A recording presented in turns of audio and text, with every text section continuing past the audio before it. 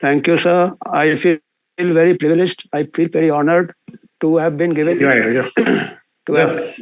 पुनः डॉक्टर अमिताभ बैनर्जी ग्रुपमा चाहिँ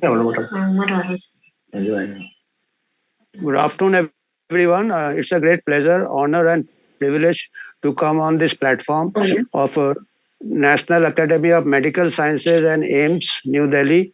And I'm grateful to Dr. Sareen, Dr. Srinivasan, Dr. Umesh Kapil, and for wonderful introduction by Dr. Sanjay Rai. I must confess I did not hear much of it because there was some sound problem, but I hope he has spoken good about me.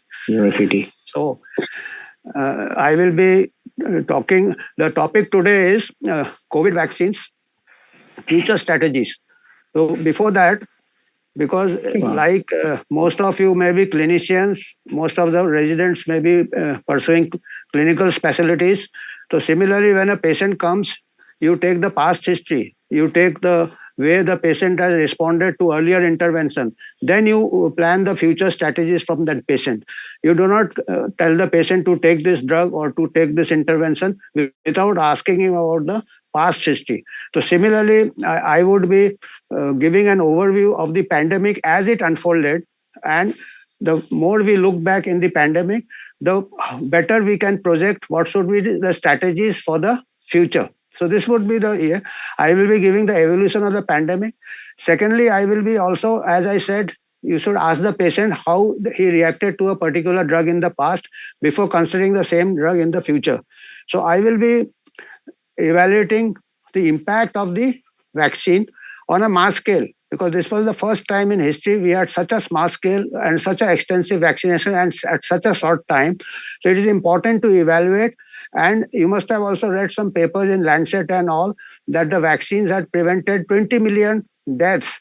If you read the paper deeply, these are from the mathematical models. And as we know, mathematical models have got their own limitations. Mathematical models have a shelf life of only 15 days. Beyond that, it cannot predict. Besides that, one good thing in this pandemic was that we had real-time data. Every 24 hours, country-wise, we had data of deaths, we have data of number of cases. So our department, with the help of our residents and faculty, had been compiling this data for 2 to 3 years, and we observed some very particular patterns, country-wise patterns, area-wise patterns, which we will be displaying. And we had some paradoxical outcomes which we never expected after the vaccine rollout. That also we will be projecting some graphs which are compiled from the data in the public domain. All of you, I would encourage all the young people to can replicate this. Whatever we will be showing today can be replicated with the data available in the public domain. It is not rocket science. It is not as complex as mathematical models. It's as simple as that. And then we will briefly review the types of vaccines, new technology which are used for the first time. And then there are some recent concerns. Recently, you must have read a paper or cohort of more than around 99 million people, vaccinated people were followed. So there were some concerning reports of adverse events. So keeping that in mind, we will also have to see for future, particularly for our country, we do not have a very good AEFI, adverse events following immunization system. So we have to get that in place before we can think of future mass vaccination at a scale which we carried out. Because if you are rolling out a mass vaccination so rapidly, you should have a proper monitoring system. It is just like running a super fast train on old tracks. There are likely to be derailment. So keeping all this, I will be presenting data and then I will be asking the questions. I will not be answering the questions. I will be asking the questions. What should be the strategy? We will also see how, as you know, epidemiology, who were affected, which age group were affected, which were the risk groups, which were the low risk groups. Accordingly, we all know all vaccination or interventions should be calibrated according to that. So we will be presenting that data also, so that which can help us decide how to plan future strategies. And then other questions which comes up, who should be vaccinated, whether we go for mass vaccination or risk group vaccination, whether we should have vaccine mandates or we should leave it voluntary. So these are some of the questions. So now I will be giving a short presentation. So I can start the presentation and just to see so graphically how the pandemic evolved, what was the impact of the vaccines, which were the age groups involved, which were the countries which had the maximum problem. So this is the topic, COVID-19 future strategies. As I said, this is the scope of a presentation as I gave an overview, evolution of the pandemic, impact on population as per the models and as per the real data we have compiled, which I said any one of you can compile or we can make teams and compile it. And you can replicate the results what we have. We have not done any study, but we have whatever available data in the public domain. Then we will overview of the vaccines, then adverse events, as I said, and then these are the strategies which we have to keep in mind. These are the questions we have to keep in mind when we think of strategy, whether it is masked or stratified by risk, whether it is voluntary or mandate, whether you give vaccines to those who have recovered from it, because the data shows that, research shows that those who recover have got 13 to 27 times more robust. So do we vaccinate them? So research is required for better efficacy. We'll see subsequently how efficacy with the vaccine, and research is required for safer vaccines. Improve public health infrastructure and AE5. So anyway, I have seen the pandemic evolve. I have taken, to describe the pandemic, I have taken a leaf out of Gita, Bhagavad Gita. I am not a very religious person. I am not a very spiritual person.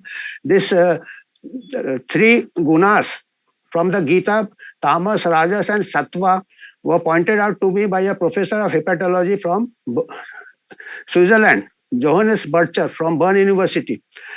The Gita says that any evolution, anything goes through the phases of tamas, means darkness, destruction and chaos, anarchy.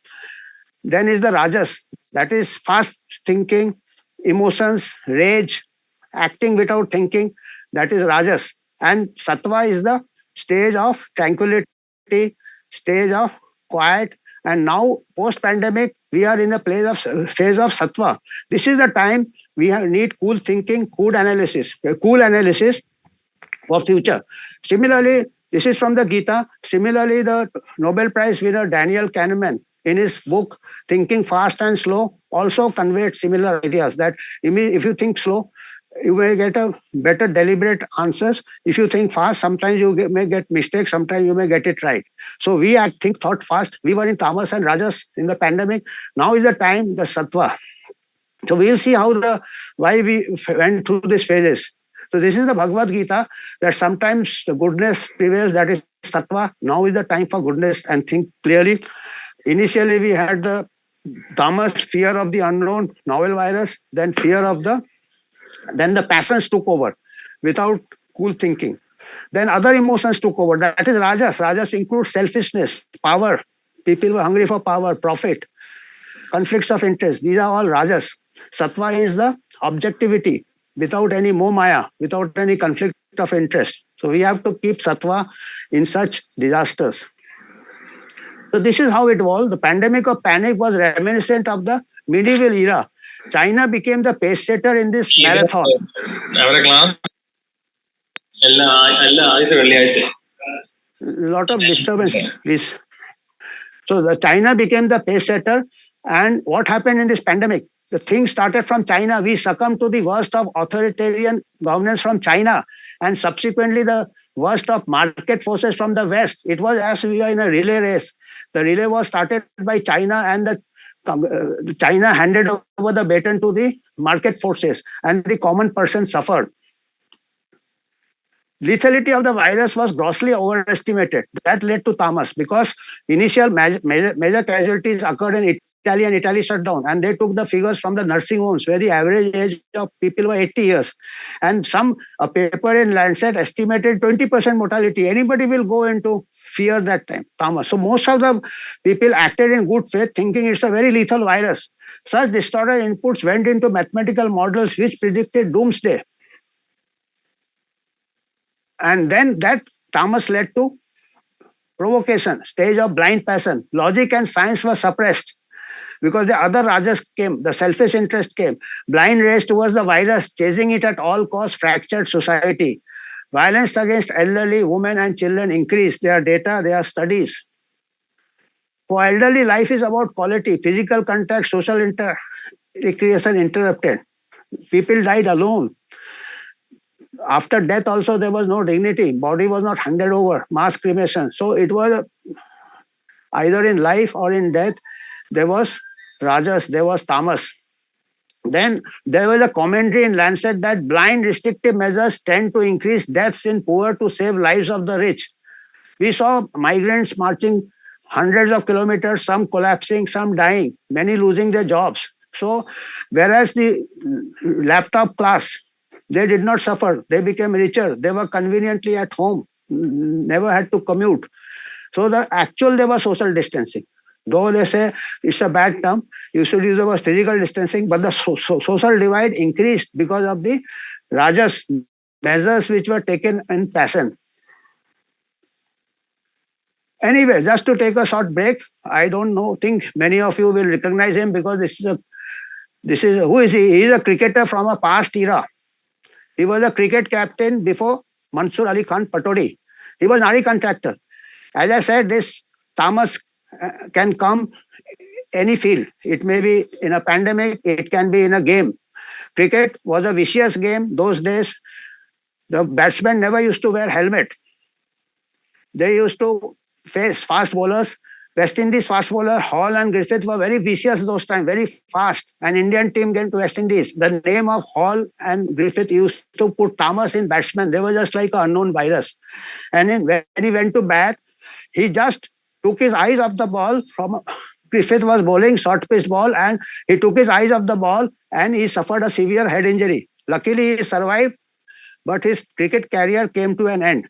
So we have to keep our eyes on the ball, whether it is in cricket or whether it is a public health disaster like a pandemic. What do we mean by keeping our eyes on the ball? We have to see how much lethal the virus is, who are affected, which are the groups not affected, which are the groups vulnerable. So 3 months into, this is the ball for us. This should have been the ball for us. This 3 months into the pandemic, John Ionitz and Jay Bhattacharya from Stanford University carried out sero surveys in Santa Clara, California, and they found for every case detected, there were 20, 30 cases which were asymptomatic. The infection has already spread widely into the community, which increased the denominator. And up to the age of 69 years, if you see, the survival was 99.5 almost, 99.5, 69 years. Mortality was 0.3% in the study. And subsequently in India, we carried out sero survey, end of the first wave, or mortality came to 0.17 up to 69 years because we are a younger country and we are a leaner country. As on today, after the Omicron, the infection fatality rate up to 69 years is 0.3% to 0.05%. So these figures are keeping the eye on the ball. Whether we need to panic, we shut down business. And this is the Wuhan virus. This figures which I am projecting, this is from the initial virus. 99 young people, 99.9% survival, and only people with comorbidities were at risk of obese people, as we will see. So this should have been we should have, accordingly, we could have made a strategy. But anyway, for future strategies, then another thing we noticed, like I said, obese people and aged people are vulnerable. About the age, we knew that they are vulnerable. Aged, and the second hunch we got was obesity is a risk factor. So all students or residents and faculty, they started, I told them to tabulate the graphs country-wise, the mortality per million country-wise from COVID, and also correlate it with the BMI, because that is available in the public domain. WHO site gives the BMI country-wise. So we tabulated the BMI, age, median age is also given countrywide in the WHO site, and the cases of COVID we were getting every day, deaths per million. So we tabulated about 180 countries, and what we find, if you see the right side of the cube, right anterior side of the cube, it coincides with a higher BMI and a higher age. So there was, from 180 countries, the deaths were clustered around high BMI and high age. Age, we cannot go back, but obesity we can control. So then we plot, I will just show you, we cannot show all 180 countries, but I have taken some continents. We found a difference in the overweight between the three continents. As you may know, the Western hemisphere were more obese, 60% almost were overweight, whereas the Asian and African, they were one third or 2.5 times less overweight. So this is the, I will just show, this will be in your archives, I think. I don't know how much you can see, but the topmost is the developed countries like USA, UK, Brazil we have put because Brazil is a good example, and Germany and Sweden. These are the developed countries. If you see, the first column is the initial deaths per million. The second column is the after 2 years. That is, first is May 2020, and after 2 years, these are the cumulative deaths. So the topmost is the four, they are the highest deaths. And if you see, the third column is the age. Of course, age is higher, so the deaths can be explained. But if you see the second last column, last but one from right, that is the BMI, which are the highest in the Western countries and less in the Asian and African countries. In African countries, South Africa has got the highest BMI equal to the A, and among the South African, they had the largest. This is just an overview. We will just focus further. Then the last column is the vaccination coverage. If you see, the Western countries had the highest vaccination coverage, but they had the highest deaths. The African countries had the lowest vaccination coverage, they had the least death. So that shows the vaccination did not make much of an impact. It is the basic age and the obesity. So age we cannot control, but obesity we can. So these are the deaths, four figures after 2 years into the pandemic. And this is the, Japan is an outlier, which has got the highest age, but its BMI is, the death is in 3 digits, whereas 4 digits in the other Western countries. Why? Because its overweight is 27 compared to almost 60% or above 60% in Western countries. So that shows the overweight was a bigger predictor for death than the age also. Japan. Another outlier is Brazil. Brazil is a younger age. So this is the overweight. This is the overweight. You see, the Japan is 27% overweight and others are 60%. And the Brazil is a younger population, but it had a year. Now, if I was talking of South Africa, South Africa had a higher obesity, but its age is less, 28 median age. That's why it had a 4 digit, but lesser than the Western countries. So, but and similarly Egypt. So these were the 2 overweight countries which had a higher compared to other other African countries. So these are some of the which we saw the pattern. As I said, we plotted for 180 countries. We have just highlighted. And similarly, then we found papers. They confirmed this study that obesity and COVID-19. So obese people were 2 to 3 times at a higher risk of dying from COVID and serious hospitalization compared to the non-obese. Now, as I said, we just see what was the impact of vaccination. According to models, vaccine saved 20 million lives. Then, as I said, we plotted the real world data. We plotted 1 year before the vaccination, mass vaccination rollout, 1 year after the vaccination rollout. Country after country, we saw some very paradoxical. And this, I will tell all of you to plot yourself. The data is still there. And before with that, there was also a paper published in the European Journal of Epidemiology where they found from 68 countries and 2947 American counties, they did not find any correlation between the level of vaccination coverage and deaths from COVID. So a paper had also come, so which gave us more confidence that probably what we are seeing is something unusual is happening. If you see, we start with Japan. This is the Japan. If you see Japan, the semicircle, red semicircle is the vaccine rollout in April 2021. This is the number of cases on the left side, and the right side is after vaccination rollout. If you see on the left side, there were hardly any cases. In fact, Japan did not even have a lockdown. So there were hardly any cases in Japan, but after the vaccine rollout, the cases also increased. What may be the reason, which requires more research for future strategy? It may be mutation. Mutants came, it may be vaccination, it may be loss of efficacy over a few months. Then the other thing was that it reduces the deaths from COVID. Unfortunately, this was again a very humbling experience to see that if you see the deaths on the left side, there was one peak after vaccine rollout. There are multiple peaks and the number of deaths increased after some time. So this is again from Japan and many countries. I have just shown some countries. This is the cases in Israel. Israel was complimented. Israel was applauded for having the fastest vaccination rollout. After vaccination, you see the number of cases. It has second booster, third booster, and the cases still kept increasing. Similarly, the deaths in Israel. So if you see, even a class 7 child will know that after the vaccine, before the vaccine, it is not working, at least at the population level. It may be individual level, you may consider. Individual level, it may help. Because many things work at the individual level by proper to the patient, customizing an intervention patient, but at the population level, particularly amount of cost, amount of logistics, and if it doesn't work, this is Australia. Australia is a very good example because Australia was very strict. Australia was very strict and it could control its COVID by restrictive measures, by lockdown, not letting anyone enter there. Australia without vaccine. Even that tennis player, Jovic, what was his name? Nojavic, that Australian, though he had recovered, he was not allowed to enter. After the vaccine, they had all the cases after the vaccine. If you see, this is in the public domain, anybody can check. Similarly, deaths, it's a matter of concern. This is deaths in Australia after the vaccine, right side. You see, they say most of the things are due to long COVID, but they never had any COVID. So whatever is happening, one has to raise a red signal, at least an orange signal key. Why they are having so many deaths?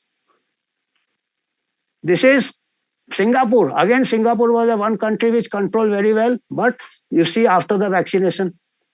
This is Singapore. Deaths, all the deaths after vaccine. This is Malaysia. I saw one of my teachers, Kevin Fernandez, Air Commodore Kevin Fernandez was in the audience. So he is attending this and he is in Malaysia at present. So this is the situation in Malaysia. After the vaccination, cases peaked. These are the deaths in Malaysia. Most of the deaths after vaccination. Rollout. This is South Korea. Same deaths. This is Taiwan. Just see. Taiwan was also praised like Kerala. They control it very well. All the deaths after vaccination, few months. Cases. These are the deaths. Again, all the deaths after vaccination. This is Sri Lanka. Sri Lanka was doing again very well. But after vaccination, they had more cases. They had all the deaths after vaccination. So this is Nigeria. I have taken African countries but did not have much of vaccination. This is the 30% coverage. So it has got some peak which usually settles in developing countries. What happens that even without vaccine, with vaccine, you see in a pandemic, rolling out vaccine doesn't work because to take the vaccine effect, it takes 2 weeks, 3 weeks, then second dose. Whereas the respiratory viruses incubation period is 3 to 5 days. So by the time the vaccine is rolled out, the infection, particularly in crowded countries like India, Africa, Asia, it spreads very fast.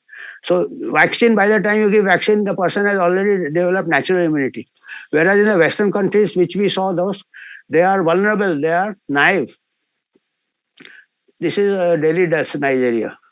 So what are the lessons from the data? Accordingly, we plan future strategy. Overweight appears to be a big risk factor than age suggested by outlier like Brazil and Japan. Despite different strategies and vaccination, the mortality over 2 years among different countries remained the same. Western countries were 10 to 20 times higher mortality from COVID per million compared to the Asian, 10 times more compared to the Asian, 20 times, 15 to 20 times more compared to the African countries, whereas African had the least vaccination. Then future strategy, we have to think of this. We have to review mass vaccination because in this pandemic, it did not work. The data is not showing.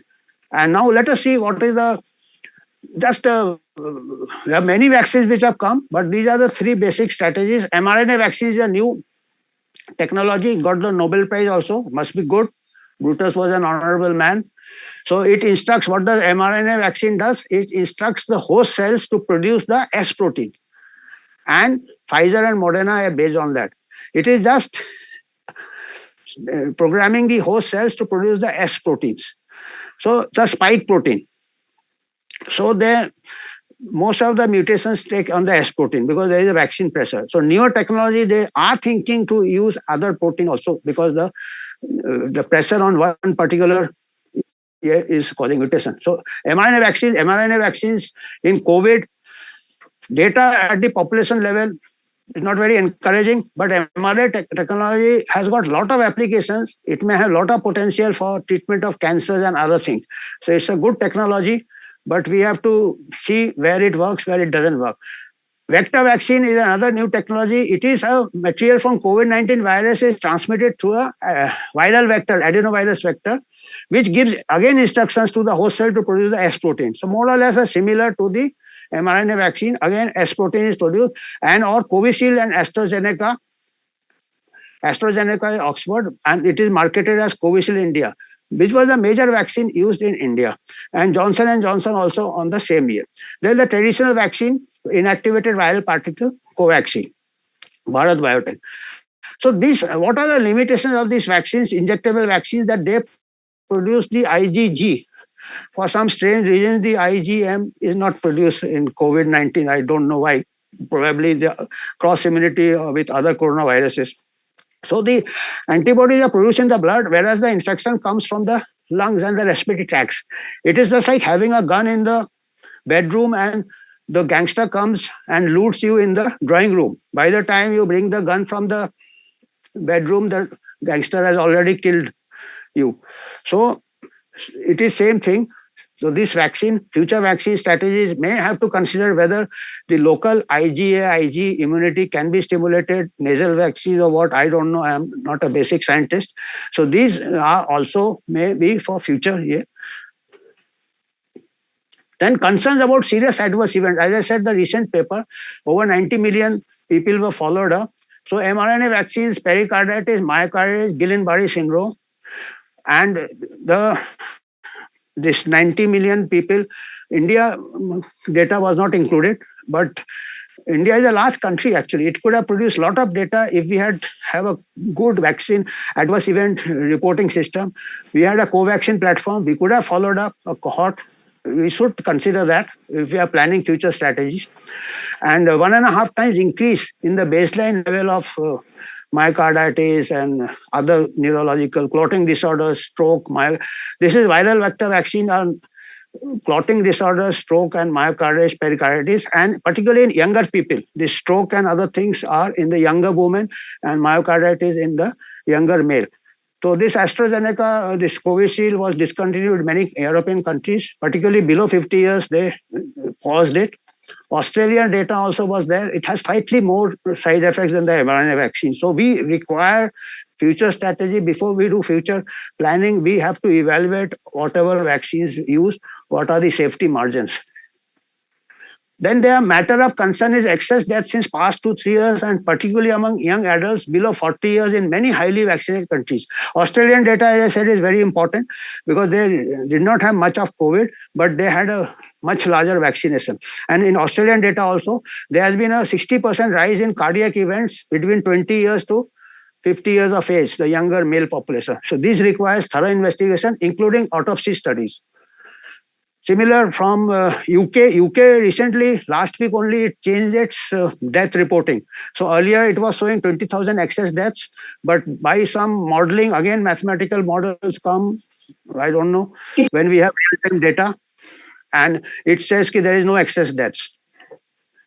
So these are what should be the future strategies: more research on safety and efficacy, need for robust adverse events monitoring system, mass vaccination or risk-based approach. Shall we vaccinate the young? These are the questions I want to ask the young people. Shall we vaccinate the young and children without comorbidities? America is doing that. It is vaccinating children up to 6 months of age. Shall we follow America? Shall we vaccinate those who have recovered from natural infection? Everybody is silent on that. All the big. Then shall we impose vaccine mandates or offer it on a voluntary basis? Supreme Court in India has turned down vaccine mandates. Shall we blindly follow the West, ignoring the local epidemiology in our country? Shall we remove ice from the ball? Vaccine is like a helmet. Nari contractor did not have a helmet. So, okay, vaccine is there, you take on the helmet. But wearing a helmet doesn't mean that you start batting with not with your bat, but with your head. You still have to have the batting skill. So you have to have a general health good. Just vaccine cannot save you from everything. There are so many viruses in future which will come. Will we have 100 of vaccines? Is it logistically possible? So this is the conclusion. Who is he again? Last question. This is mathematician, philosopher who got the Nobel Prize in literature, Bertrand Russell. He started with the Gita, philosophy of the Gita. We are ending with the philosophy of a modern philosopher. He said man is struggling always with three different forces. First is man struggles against nature, conquering disasters, conquering infectious diseases, conquering pandemics, interface with veterinary zoonosis. That is the man is in struggle with nature. Once he conquers that, man turns against his neighbor, whether it is war or fighting with your neighbor, Ukraine war. There was Russia, USA Cold War. Once the USSR was fragmented, there was only unipolar world. And then we can add violence, sanction, or gain of function research is also man against man. Man is planning this Wuhan virus also now. It is highly probable now that it has come from a lab. So this gain of function research is also violence, biological warfare. And even after, third thing is, as men become conquering nature, conquering the neighbor, man has nothing to do. Man turns against self. Obesity and lifestyle disease. Population, that's why population. We saw from the charts that the Asian and African countries are still to catch up with the West in obesity, overweight. But we are not leaving any efforts, particularly on middle class. Middle class is fast becoming very obese. You see children, you see young adults. They are fast reaching. And if you see the second wave, it affected the middle class first, because the first wave affected the slum people and the urban poor. So Dharavi is a good example. Second wave, were not affected, but the middle class was affected, who are likely to be the they are following the laptop class and the Zomato class. So they are fast approaching the obesity of the. So that is man against self. So have we arrived? So this is lesson from modern philosopher. And Sun Tzu, again, who was Sun Tzu? Was again a Chinese warrior and a philosopher. Chinese virus, Chinese philosophy. So he says the art of war teaches us not on the likelihood of enemy not coming, but on a readiness to receive him, not on the chance of his not attacking, but rather on the fact that we have made a position unassailable. You see, Pandemic X, now we are worrying about the next pandemic. Pandemic X, we are preparing vaccine. अरे भाई क्या करोगे vaccine? कौन से anaemic के against vaccine लगाओगे? कौन सा आर्टिलरी हवा में मारोगे? We don't know the virus, but we know that obesity killed in the past pandemic. We know that comorbidity killed in the past pandemic. We know that poor lifestyle killed in the past pandemic. So this is making our host factor strong. Any virus, we can deal with it. And who are the vulnerable, who are the elderly communities, they can be protected. They may be vaccinated. But this is the actual prepare for art of war. And lastly, we end with a Hindi movie.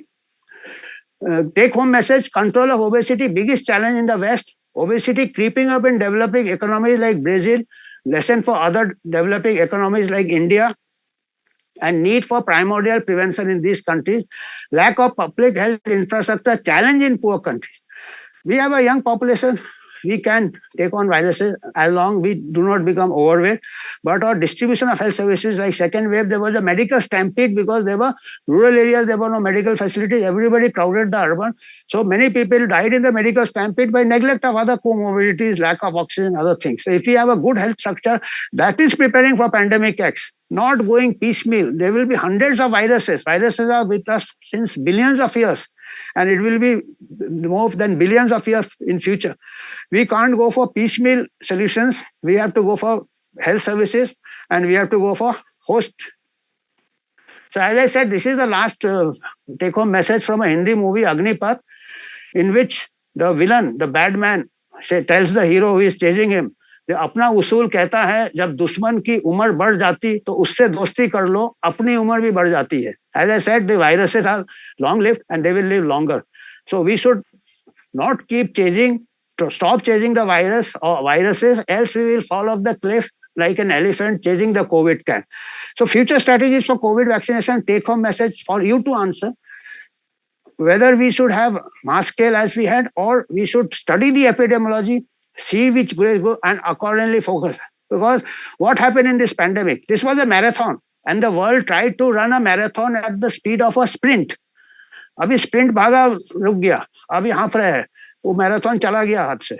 So this is how we should plan. These are the references, and as I said, I want all of you to do their own study, which data is there, and these are some of the references. I suppose it will there. I would like to be educated. Whatever I have projected, these are the data. I am asking this question since 2 years. I have published also this data.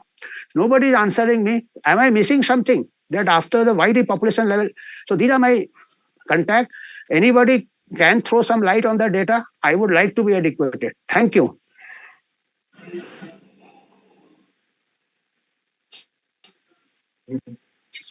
Thank you, sir.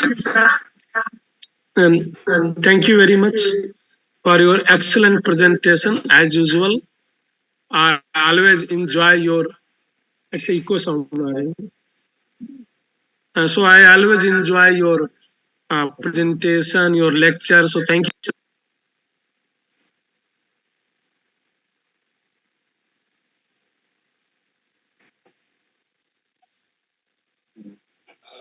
Can I come in?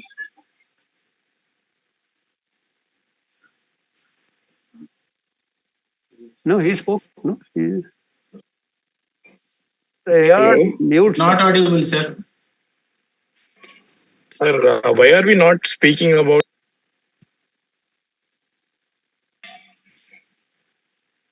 Sir, we need to discuss about depopulation and. Sir, ये आवाज नहीं आ रहा, sir. Sir, let us be truthful about genocide. Let us be truthful about depopulation by Bill Gates. Until unless we speak the truth, we will not be having any. देखिए doctor साहब, अभी क्या है कि what is known, we go from known. Those things are bigger issues, but we as scientists should see what is the science, and then we can challenge any Gates. Forget about Bill Gates. We can challenge any Gates. Ki this is the science. Why you want that? So if we are very good on our sound scientific principles, which I have pointed out, the data is showing this. That is the way forward. I mean, if we are keeping quiet on the data, it is a matter of who speaks loud or who has got the bigger purse. So if we have the data, let the people know the data. The data is in the public domain. Let it be known to all, and that is the way. The media has been restrictive about truth. The only propaganda is blared everywhere. So Even the Indian government, which said it is compulsory, submitted an affidavit in different high courts saying that it was a voluntary injection, and the Indian government is not responsible for the complications. Why was the dichotomy by the government? So that is a different issue. We are talking of the scientific. This the AEFI reporting website is named beneficiary. That's the irony of it. And no person has been compensated for the AEFI. So anyway, this data is there. This evidence can be taken to the court, so that as scientists we can do that only. So it is for the people, for the democratic country like ours. It is not only India, it is a global. People were under tamas, and people were under rajas, and people followed China. And China, if you follow China, you will always be under tamas. China is always under tamas because it has a good big iron curtain. Everything is dark behind that armor curtain. So it is it's a global phenomena, and I am happy that you have brought it up, and it is for civic society to take this up. We scientists are feeding you the evidence. So there is scientific in the chat. Why was by Dr. Maya Valicha? Yeah. Why were our surveys ignored? Our population was already immune. Yeah, that happened. That's why one of the question I have said is, shall we roll out mass vaccination to people who have already recovered? So we require this surveys more. So as I said, these are the things you should tell your elected representative in parliament. These are parliament questions should come up in parliament, These are the questions. The evidence is very much there that people who have recovered from natural infection, and particularly 60, 70, 80% of our people before the mass vaccine rollout already had developed antibodies. Probably that saved us from. So this is the science. Future may we should not make the same mistake again. What is happened must have happened at a speed of lightning through a lot of pressures, and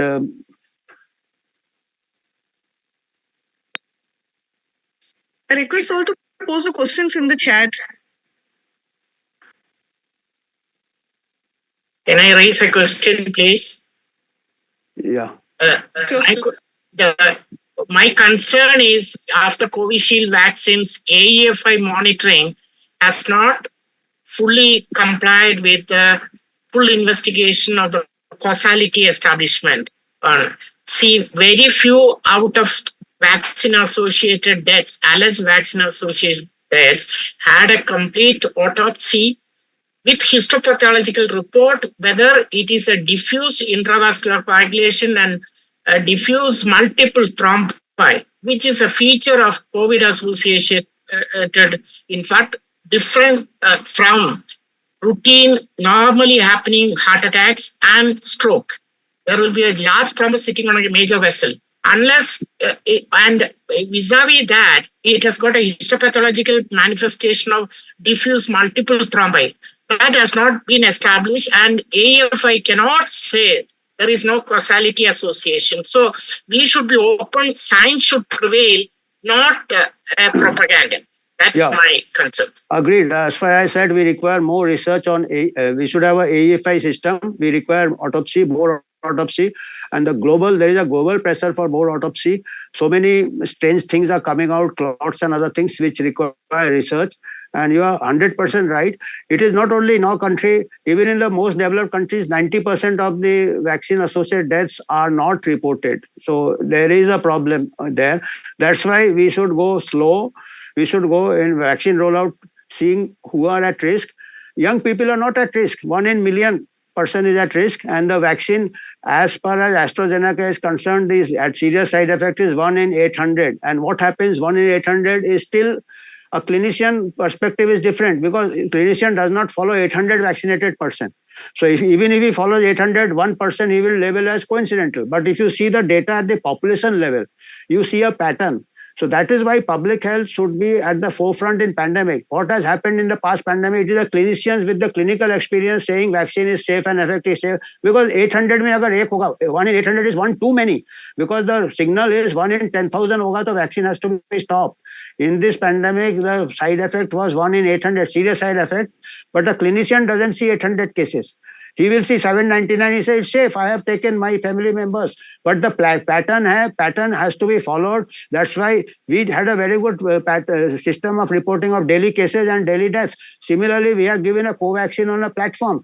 Digital platform should have followed forward. They should have easily done a study, those who are vaccinated, and see the deaths. Instead, they do a different type of study, which is a case control study, which cannot catch, because everybody is vaccinated. When the exposure is universal, it is very difficult to find the difference. So that is what happened. So we agree with you, sir. This is what we have also suggested in this presentation.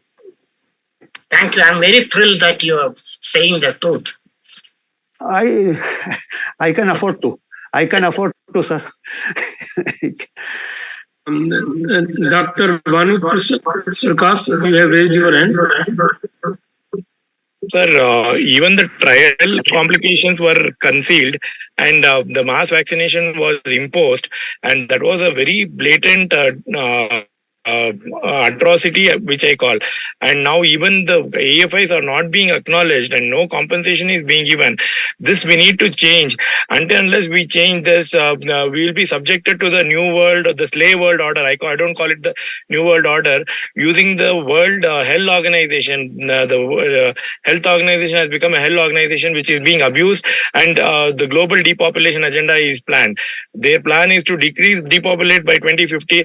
Let us not fall to their agenda and propaganda, and let us unite together and win this war against the genocide and create a better world, sir. That is what I want to say. Thank you, thank you. These are concerns which the elected representatives should raise in parliament. And as science, I can say that yes, scientific principles have been violated. As a bioethicist, I can say ethical principles have been violated. And what they are planning is for the other civil activists and social, and they can take the evidence we provide. You are free to use this evidence. These are in the public domain, and this can bring about a change, or at least it can halt whatever way the things are going. So there are no more questions. No? I got one more question for the scientific world to debate. The ICMR study of 47 tertiary care centers looked at a study of association, not causality, and association of factors.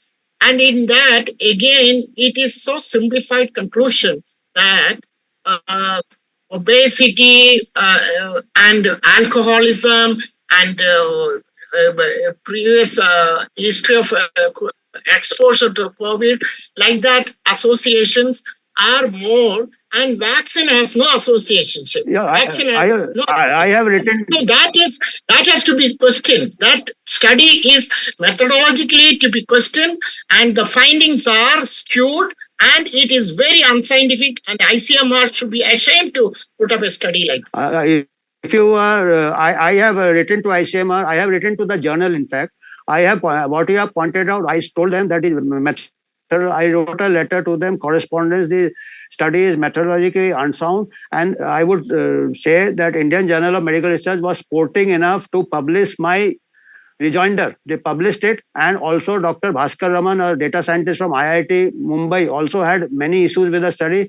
They published his rejoinder also, and that is very sporting of him, Indian Journal of Medical Research, because I have written 2 letters to the Lancet. Firstly, on their models, I gave them the actual data, calculated they said that on the models, India had concealed the deaths from. Yeah. I said it cannot be. If it is 0.05 up to 69 years of age, 97% of our populations are below 69 years of age. If everybody is affected, this would be the death. It would be just 5 lakh. It cannot be 15 to 20 lakhs. They have written an editorial. I rebutted that editorial. They kept it for 6 months. They did not publish my letter. That way, ICMR, India Journal of Medical Research, they allowed me to publish my letter, and they published everything. They gave the author's reply also. You can read it. It is on their website, November, December issue.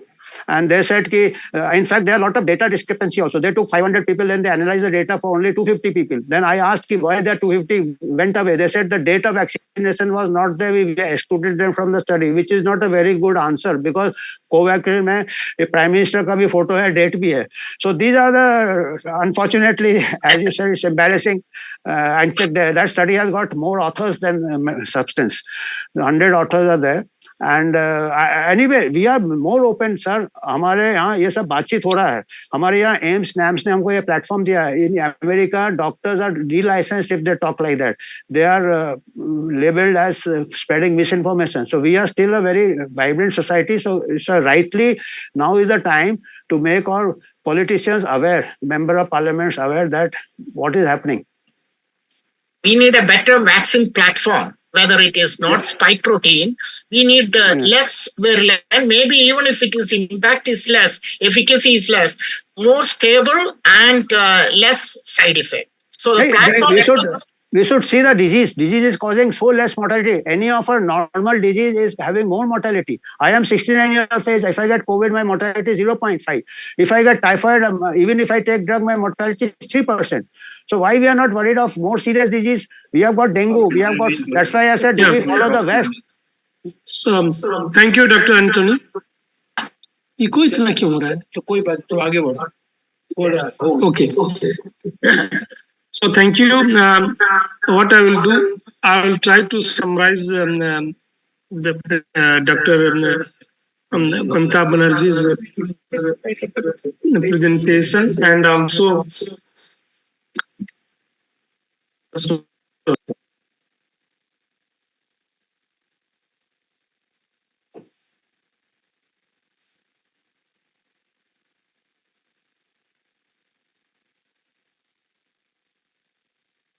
Sir, am I audible, Dr. Banerjee?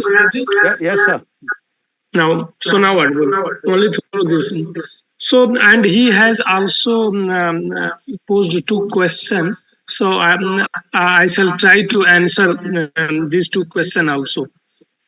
So in his first part of presentation, um, he the is that the burden of COVID-19 or SARS-CoV-2 infection was overestimated in terms of mortality, morbidity, everything.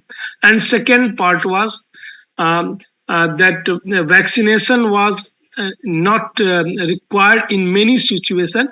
The original clinical trial was done in one virus, and that time vaccine effectiveness efficacy was up in a few cases like messenger RNA vaccine, that was around 95%, both Madonna and your another sorry there were two messenger RNA vaccine. No, Covishield is a vector vaccine. So overall efficacy was around 95%. Then Covishield AstraZeneca vaccine trial done in 3 countries, Europe, Brazil, South Africa, and UK. And they have already published the result of this clinical trial, efficacy trial of UK and Brazil in Lancet, and the vaccine efficacy was 62.1%. Currently, we are seeing that effectiveness is 90%, 95%, even in the peer-reviewed journal. The basic question here is, either we don't know the efficacy and effectiveness. We used to teach, we have been taught by our seniors, and we are teaching this what is the vaccine efficacy. Vaccine efficacy we calculate in very controlled situation, whereas the effectiveness is when actual the rollout happens. So it should always be lower than the vaccine effectiveness, should be lower than the vaccine efficacy. Just like we also give this example that just like a car in factory setting, in ideal situation, if they are claiming mileage 26 kilometer per liter, so that is the maximum. So that is the efficacy. Effectiveness is at actual at the road condition. So that will be always lower. So there are a lot of flaws even in the peer-reviewed journal publication. Sir, your question related to shall we vaccinate the young? This is the strength of modern medicine is it's evidence-based medicine. So our reply should be based on the current evidence. Either we generated through the clinical trials for the various vaccine or through the real-world data or various other studies. To the best of my knowledge, our understanding of SARS-CoV-2 and COVID-19 disease, these all these vaccines are very effective in when the population was susceptible. Susceptible means never had COVID or unvaccinated population. So susceptible population, and I was also part of the clinical trial. We did in the all these clinical trial in a susceptible population and against the Wuhan virus, right? You rightly said that majority of these vaccines are producing antibodies against S protein. Only one component. There are 4 protein, only one component of vaccine, and that is a more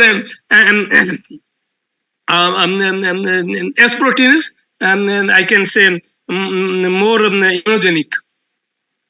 So they are producing, and majority of mutations are happening in S protein only, almost and completely changed. Now it's a completely changed virus in terms of if you see only S protein, not N, M, or E protein. So what are the evidence we have?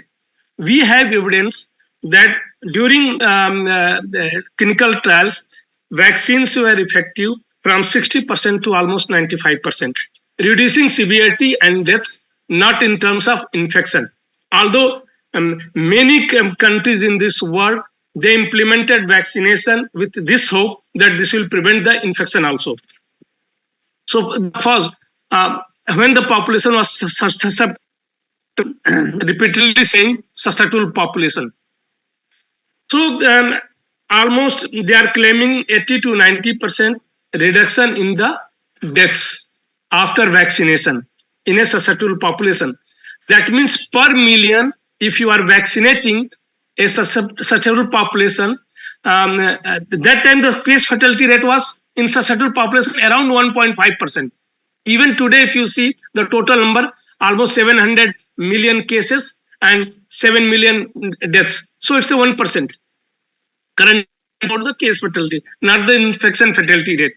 The case fatality rate was 1.5% that time. So per million, in suppose if population is susceptible, almost per million cases, 15,000 were dying. Based on this data, we can save 30,000 to 14,000 population through vaccination. But vaccinations, all these vaccines are causing some problem. You rightly mentioned some are causing pericarditis, some are myocarditis, peritis, or GB syndrome, etc. Blood clotting.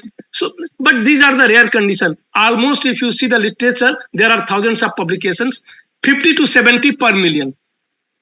So when the population was susceptible, that time we can sacrifice, suppose even if in serious nation, all these serious adverse event following immunization, 50 to 70 per million, we can sacrifice 50 to 70 if you are saving life of 13,000 or 40,000 per million population. See, in public health, we always do risk and benefit analysis. So if you see when the population was susceptible, was low compared to benefit of the vaccination. But we have zero survey report, even in the children, almost 100% got exposure. So after exposure, whatever evidence we have, based on the current evidence, we can say you are protected from severity of death. Almost deaths are zero after reinfection. Very few reported deaths and very few reported severity. So that means 1 at maximum 2 per million population. Same is true for the less than 18 years of children. Here per million, in case of children, per million 50,000 are not dying. A lot of population, only 2 are dying. So if you do the risk and benefit analysis, even in a susceptible population of children, it's not in favor of vaccinating these children. Less than 18 years, 2 deaths. Through vaccination, although it's rare, but 50 to 70, that means 20 to 30 times higher mortality due to vaccination. Whereas in adult susceptible population, the overall mortality was around 1.5%. That means per million, 15,000 were dying. So the saving was here almost 13,000 to 14,000 life per million. That is a calculation based on the evidence generated by clinical trials and other studies, right? So your question to the second answer to the second question.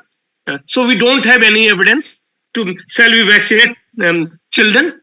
The first question, young, definitely we don't have any answer. We don't have any evidence that will provide benefit. That may provide more harm, right? And there are few countries like India. And we are very thankful to government of India.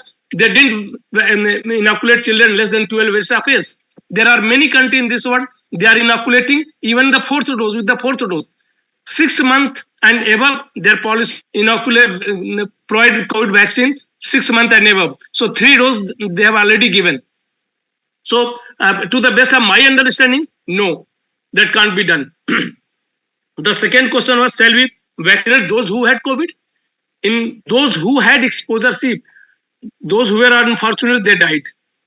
But evidence, the first, if you recall, Dr. Banerjee, the first publication came in December 2020, published in Lancet, New England Journal of Medicine, a high impact journal. Oxford University, they have done a study in healthcare provider. although they have not calculated the efficacy of the natural infection in terms of infection and in terms of severity and death, but if you see the data, they followed for the 7-month period. So even after 7 months, the mortality was zero in those who had exposure. Even after 7 months, 100% protected against who had infection. So that means if you calculate the way we calculate the efficacy of the vaccine, the same way if you calculate here the efficacy of natural infection against infection was even 95%, even at the 7 month. All these vaccines are not producing, not providing any protection against infection. They are providing protection against, based on the evidence, against severity and death in a susceptible population. So these deaths are almost zero. Those who recover from the COVID after reinfection, almost severity is almost zero. So here, in this case also, if you are giving vaccine, the chances of causing harm is more than the good. This is my comments. So thank you very much. Thank you. If anybody have any question, we may allow a few more questions. We have 10 minutes time, so we can allow a few more questions. Thank you very much. So there are a few questions in the chat. So there are a few questions in the chat by Dr. Sumita. Can we expect the medical fraternity on educating about the various adverse effects? In India, even if we have AEFI, most Indians aren't even aware that shingles, Bell's palsy, GBS, ILD, pancreatitis, lung collapse, and several other adverse effects. Dr. Banerjee. Yeah, this is as on today, vaccination is not indicated because we are not having any serious mutants. Even the J1N1 fizzled out. So that shows as Dr. Sanjay Rai said, most of our people have recovered from natural infection. So nobody needs a vaccine today, at least against COVID vaccine. But as you say about educating more than the people, I think the medical community also needs education and some training to identify the adverse effects. I am very concerned we don't have a proper system, particularly we are given vaccine in remote areas. Remote areas, we don't have proper trained healthcare workers who can identify, and most of the time, as I said, 800 में अगर एक case होगा तो वो coincidental में निकल जाएगा. So there is a major issue of adverse events following immunization system. We should have almost a digital platform where the common person can immediately report, and a quick reaction team should be there to identify the causality. Causality association is very difficult nowadays given our system. So there is definitely, the policymakers have to be educated, I would say. They have to wake up to this problem. I mean, as I said, you are running a super fast train without proper tracks. It is exactly like that. Do you allow that? Because in a train accident, it comes in the mainstream newspaper because many people die simultaneously. Here also, many people may be dying, such a large country, but they are dying scattered and they are not dying at some time, but total deaths may be more. So we require proper tracks if we are so ambitious to run for vaccine for every virus which is coming. As I said, when the pandemic comes, there is no point in vaccinating because you cannot, it is like chasing a deer in the forest. By the time you vaccine catches up, everybody has got natural infection or the virus has mutated. So the vaccine will be always one step behind. So I have my concerns whether whatever risk benefit is calculated, we have to see the context of a population, highly dense population, natural infection spread fast. And if there is no risk, from the vaccine, from the disease, if there is minimum risk for the disease and vaccine risk is unknown, we can leave it to the patient to take an informed decision. The Supreme Court has already said that vaccine is not mandatory. So it should be an informed, and for that we should have very good safety data and very good data on the disease as well as data on the vaccine. So there are a lot of things, we have to do a lot of homework. Then only we can answer this question. Thank you, sir.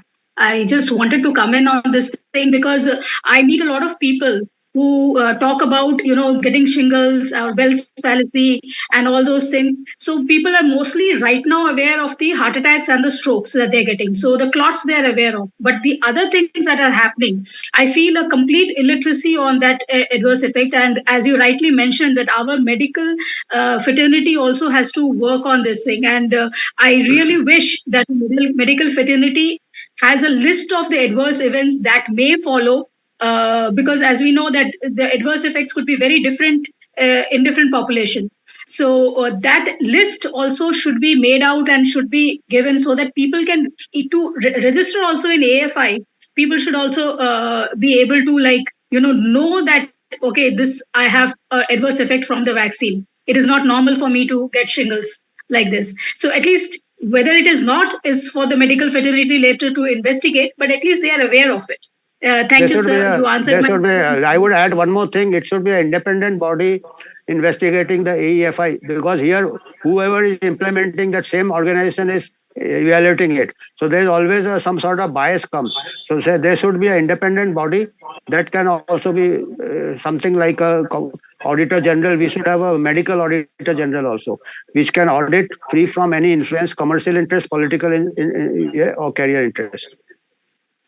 I would certainly support that, because the AEFI certification, the state level committee and national level committee cannot add any quality. Basically, it is the first physician doing the complete case workup, and the team. District level AEFI committee can do a nice workup, and if it is the causality is not associated by a good postmortem and histopathological examination of microscopic changes in the tissue, whether it is lung, heart, or brain, and that is a final verdict. That person, and that has to be a pathology professor or a forensic medicine expert giving a comment, and that should be final, because no state level person or national level person can come back on it. If there is a slide written, you can. Otherwise, it adds no quality. It is just adding a super seal. And that the AEFI monitoring committee at state level and national level has become a mockery. After 65 deaths causes established, they have not uploaded any result in the web page. It is initial 65 deaths. So Parliament, it should have discussed in Parliament by MPs and in both houses. Thank you, sir. There is one question by Dr. Maya. 3 of first 5 volunteers are at S2 were antibody positive. Why was not the trial stopped? Cases or ones which you test but affected were much more than that. That knowledge was there from May 2020. I didn't understand the question. Why were not trials stopped? That has been the question. Why was not the trial stopped when 3 of the first 5 volunteers at IIE were antibody positive? What? IgG? IG? I'll tell you.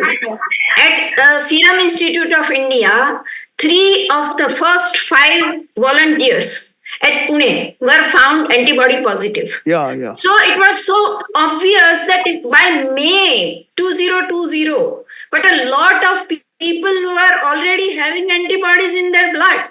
It's not just the case fatality rate that we have to consider. We have to take infection. So trial itself was not required. That's what I would personally say, that by May 2020, you have so much percentage.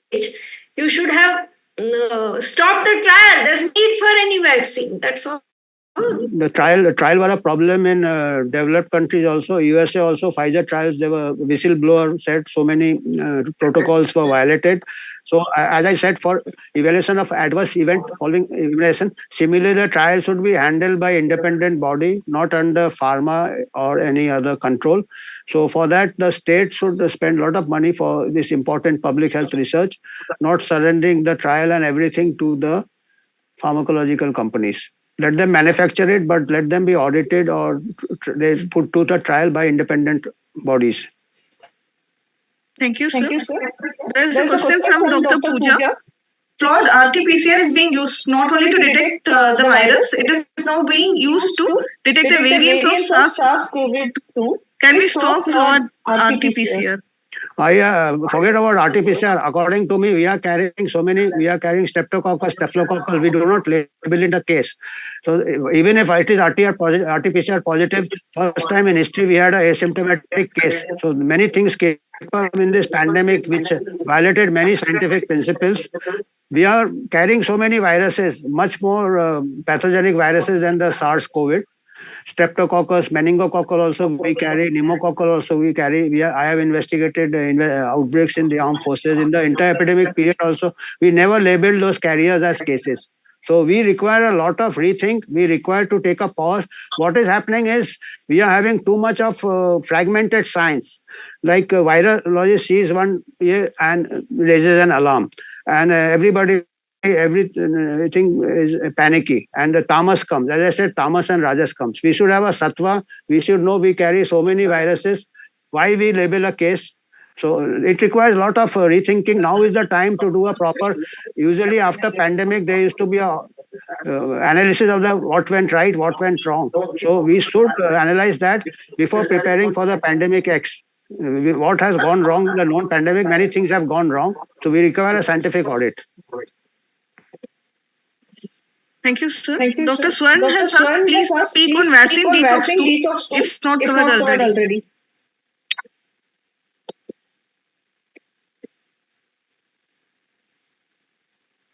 Sir, can you hear us? I cannot hear. Hello? I don't hear anything. Sir, there is a question requesting to speak on vaccine detox. Okay. I have no idea of detox, not my competence. Thank you, sir. There is another question by Dr. Nisa. Isn't the HPV vaccination also launched now in the same disastrous way as the COVID vaccine, which are directly tried on unsuspecting population? Same principles, any vaccine, same principles. And today I can say that I have come prepared with COVID vaccine, not HPV vaccine. But HPV vaccine also same principles. Because we have to see the risk and we have to have the long-term data of efficacy. In COVID vaccine, we could not assure efficacy beyond 2 years. And this cervical cancer develops after 20 years or 30 years. So unless we have that data, difficult. Thank you, sir. Dr. Pooja has again asked, can we halt vaccine manufacturing units in India and cancel the licenses? What licenses? She has just mentioned license to be cancelled. Maybe she means the license for the manufacturing units. That is I mean, as I said, here, simple scientists, we can just talk on science. These are administrative or legal issues.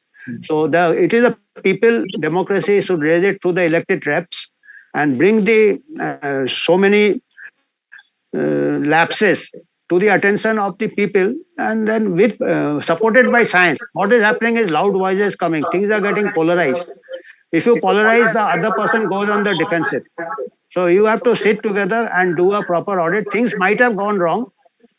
One should be a bit, I think we need some sort of amnesty rather than a treaty. We are talking of pandemic treaty. We require some sort of amnesty. Let us forgive and forget. Don't repeat the mistakes again. I think that is the way forward. Thank you, sir. Dr. Anjan Giri has raised his hand. Would you like to ask him a question? Sir, am I audible, sir? Yeah, I can hear you. Yes, sir.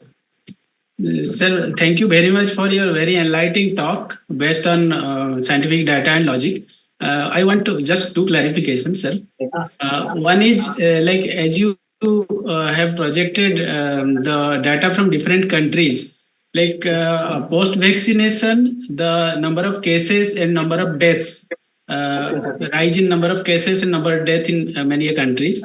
But was it related to the same strain for which the vaccine was given, and whether it was due to the same strain or the related strain or the susceptible strain or a different strain? That is my first question. And the second is, as in our country, the vaccination strategy was used. Like the very first preference was for the elderly and comorbid persons. Then subsequently other ones. Next age group, and lastly the younger ones.